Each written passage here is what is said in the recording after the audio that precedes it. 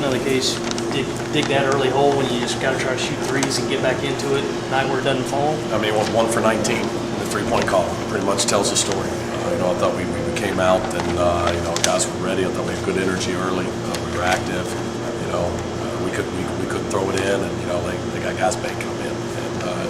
And again, the challenge was once we dunked the big hole, having to fight to come from behind. The one concern was, you saw a little bit on our guys' face when we got down again, and kind of the oh no.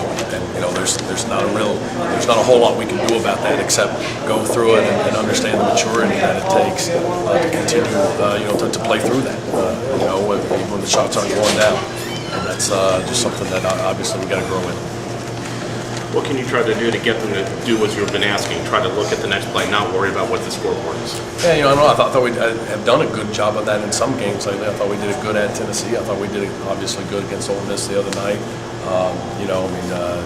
Common denominator maybe is being on the road, not being at home. But it's just we've just got to grow. We've got to grow, and it's something that we've preached. We've been extremely positive about that, and this is a team that we've already come back on. And this was a team that we play that, has lost a lot of leads. And we talked about that before the game. We talked about that during the game. But just, offensively, not being able to, once you dug the big hole, then, defensively we're actually much better in the second half. But just, it's too much to overcome. Georgia played well, but was it more of your guys struggling in the 2-3 zone early, or was it something Georgia was doing offensively that was confusing your guys on their rotations? Yeah, we weren't as active as we need to be in the zone early, and they did a good job of attacking it. And then, as I said, when they got a key chance, it was 5-4, and then they got it to 12-4, and then we forced the shot we want from a low percentage three-point shooter, and it goes in. And the next one they bank in, and so I think it was a little bit of both. Darren, just offensively, when it's kind of going in one rotation, is there anything you could do mid-game to try to shake it up, or this many games is it just got to? Well, I mean, with our personnel, the best thing that we can do is one, try to get out in transition, which we didn't do tonight.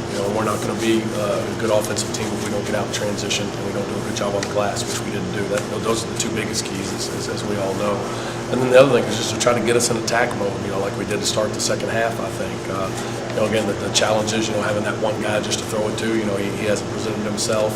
I thought our bigs did a pretty good job early on of scoring a couple baskets in there, but it wasn't enough because we weren't defending like we needed to.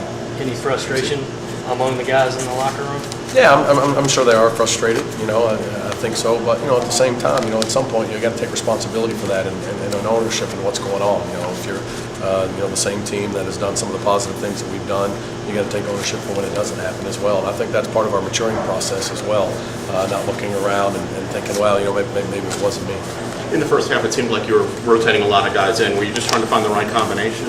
Yeah, and we had some foul issues. Yeah, had some foul issues as well. All right. Thanks, guys. Thanks, guys.